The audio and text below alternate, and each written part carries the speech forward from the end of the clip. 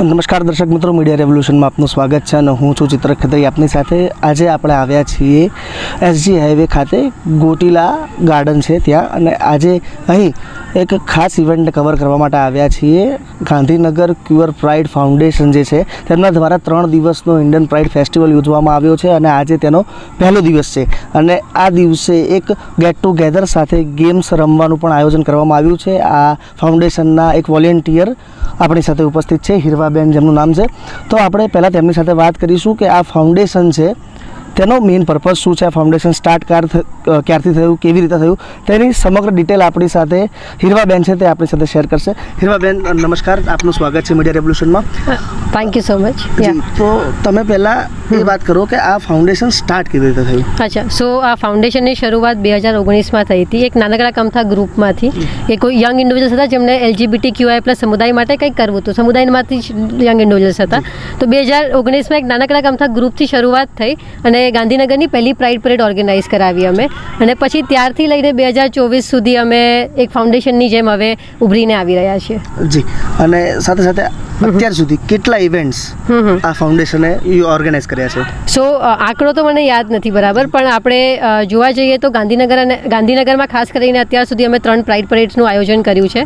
અને આ જ વર્ષે ફેબ્રુઆરી મહિનામાં અમદાવાદ પ્રાઇડ પરેડ જે 3 વર્ષ પછી થઈ તેનું પણ આયોજન કર્યું છે.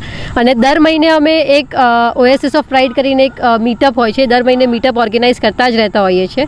અને એનાથી વધારે થઈને અમે ઇન્ડિયન પ્રાઇડ ફેસ્ટિવલ જેવી મોટી ઇવેન્ટ્સ જ્યાં માત્ર અમદાવાદ અને ગાંધીનગરના જે સમુદાયના લોકો છે એના માટે નહીં, પણ ગુજરાત અને ગુજરાતની બહારના પણ જે લોકો છે એમના માટે પણ એક સ્પેસ ક્રિએટ કરવાની કોશિશ કરતા હોઈએ છીએ. અને સાથે સાથે જો લોકોને તમારી સાથે કનેક્ટ થવું હોય તો કયા સોશિયલ મીડિયા પ્લેટફોર્મ્સ પર કનેક્ટ થઈ શકે તેની પણ માહિતી આપી દો. હા, સો અમે ઇન્સ્ટાગ્રામ ઉપર પણ છે, GQPF ફાઉન્ડેશન જો તમે સર્ચ કરશો તો એના પર પણ છે. યુટ્યુબ પર પણ અમારી ચેનલ છે, જો તમારે કનેક્ટ કરવું હોય.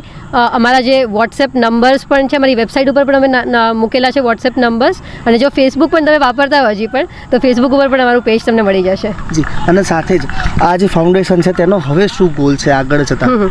સો ગોલ માત્ર એક નથી, પણ એક આવરી લે એવો એક ગોલ એ છે કે જે LGBTQI+ સમુદાય છે, જે ઘણું ખરું હજી પણ પડછાયામાં રહે છે, એમને પડછાયામાં રહેવા માટે મજબૂર કરવામાં આવે છે.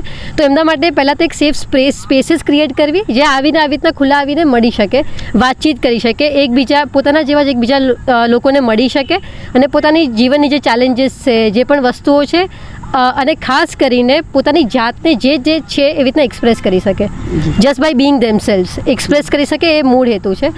આના સિવાય પણ અમે કોશિશ કરતા હોઈએ કે જ્યારે પણ કોઈ પણ સમુદાયમાંથી કોઈ પણ વ્યક્તિ હોય છે, કોઈ ક્રાઇસિસ સિચ્યુએશનમાં હોય છે, એમને કંઈક પણ જરૂર હોય છે, બને એટલી અમે મદદ કરવાનો પ્રયત્ન કરતા હોય છે. એ પણ એક છે કે સેફ સ્પેસીસ ના સેફ આવી રીતના પણ એકચ્યુઅલ સોસાયટીમાં પણ કઈ રીતના સેફ સ્પેસીસ ક્રિએટ કરી શકીએ.